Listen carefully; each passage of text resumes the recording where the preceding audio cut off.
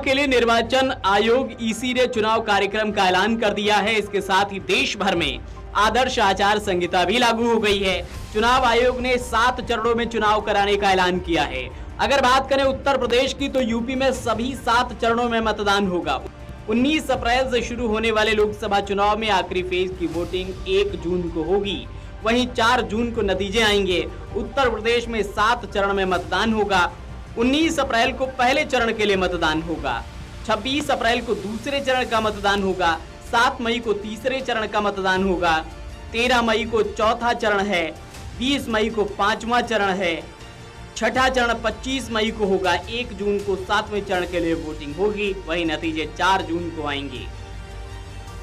अब हम आपको सीटवार बताते हैं कि आखिर किस तारीख को कहां मतदान होगा, कौन सी लोकसभा सीट पर वोटिंग होगी। यूपी में लोकसभा की 80 सीटें हैं। पहले चरण में 19 अप्रैल को 8 सीटों पर मतदान होगा, जिनमें सहारनपुर, कैराना, मुजफ्फरनगर, बिजनौर, नगीना, मुरादाबाद, रामपुर, पीलीभीत। दूसरा चरण यानी कि 26 अप्रैल को है। यूपी की 8 सीटों पर इस चरण में भी मतदान होगा। इनमें अमरोहा, मेरठ, बागपत, गाजियाबाद, गौतम बुद्ध नगर, बुलंदशहर, अलीगढ़, मथुरा जैसी सीटें शामिल हैं।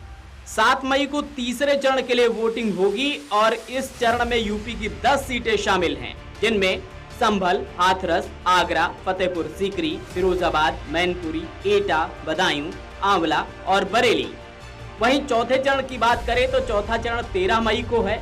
इसमें यूपी की 13 सीटों पर मतदान होगा, जिनमें शाहजहांपुर, लखीमपुर खीरी, धौरहरा, सीतापुर, हरदोई, मिश्रिख, उन्नाव, फर्रुखाबाद, इटावा, कन्नौज, कानपुर, अकबरपुर, बहराइच ये सीटें शामिल हैं। 5वें चरण की बात करें तो 5वां चरण 20 मई को है। इसमें यूपी की 14 सीटों पर मतदान होगा, जिनमें मोहनलालगंज, लखनऊ, रायबरेली, अमेठी, जालौन, झांसी, हमीरपुर, बांदा, फतेहपुर, कौशाम्बी, बाराबंकी, फैजाबाद, कैसरगंज, गोंडा।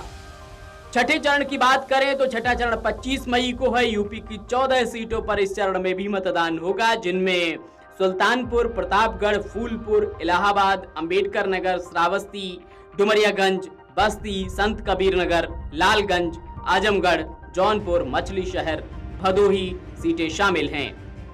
7वां और आखिरी चरण 1 जून को है। इसमें यूपी की 13 सीटों पर मतदान होगा, जिनमें महाराजगंज, गोरखपुर, कुशीनगर, देवरिया, बांसगांव, भोशी, सलेमपुर, बलिया, गाजीपुर, चंदौली, वाराणसी, मिर्जापुर, रॉबर्ट्सगंज ये सीटें शामिल हैं।